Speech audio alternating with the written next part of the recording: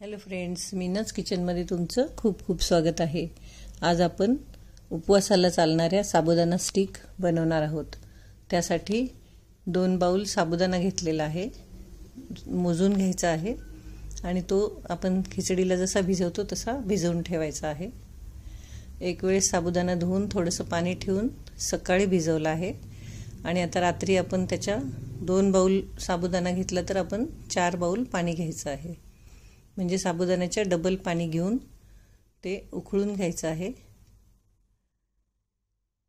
आणि साबुदाणा भिजलेला आहे, व्यवस्थित मोकळा मोकळा करून घ्यायचा आहे आणि अशी खूप छान उकळी आल्यानंतर गॅस बंद करायचा आणि जो साबुदाणा भिजलेला आहे तो त्यामध्ये टाकून घ्यायचा आणि चवीपुरतं मीठ टाकून मिक्स करून झाकून ठेवायचं आहे।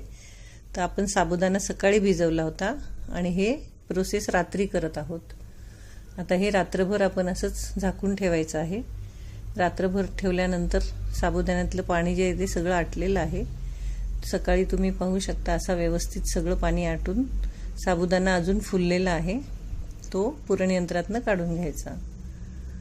आता ह्याला आपल्याला शिजवायची गरज नाही, अगदी व्यवस्थित मऊ आणि छान झालेला आहे। पुरण यंत्रातनं सहज खाली जातो तो। त्यानंतर असा हा व्यवस्थित झालेला आहे। आता आपण एक पॉलिथिनची बॅग घेऊन त्याचा कोन करून घ्यायचा आहे आणि त्यामध्ये मिश्रण टाकून त्याच्या अशा स्टिक करून घ्यायच्या आहेत।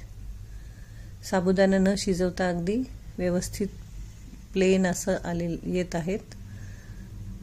एरवी साबुदाणा कितीही वेळ शिजवला तरी तो लवकर शिजत नाही, बारीक बारीक कण राहतातच त्यामध्ये।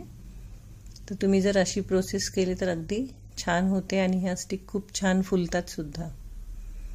आणि त्यानंतर उन्हात एक दिवस वाळवून घेतलेले आहेत, सुंदर दिसत आहेत अगदी। आता तळून दाखवते तुम्हाला। तळल्यावर अगदी छान फुलतात आणि पांढरे शुभ्र छान स्टिक आपल्या तयार होत आहेत। तुम्ही पाहत असाल त्यामध्ये बिलकुल साबुदाण्याचं कण दिसत नाही, अगदी प्लेन आणि छानशा खुसखुशीत अशा स्टिक तयार झालेल्या आहेत। या उपवासालाही चालतात आणि असं मुलांना एरवी खाण्यासाठी सुद्धा खूप छान आहेत। तर अशाच विविध रेसिपींसाठी तुम्ही माझ्या चॅनलला सबस्क्राइब, लाईक आणि शेअर करा।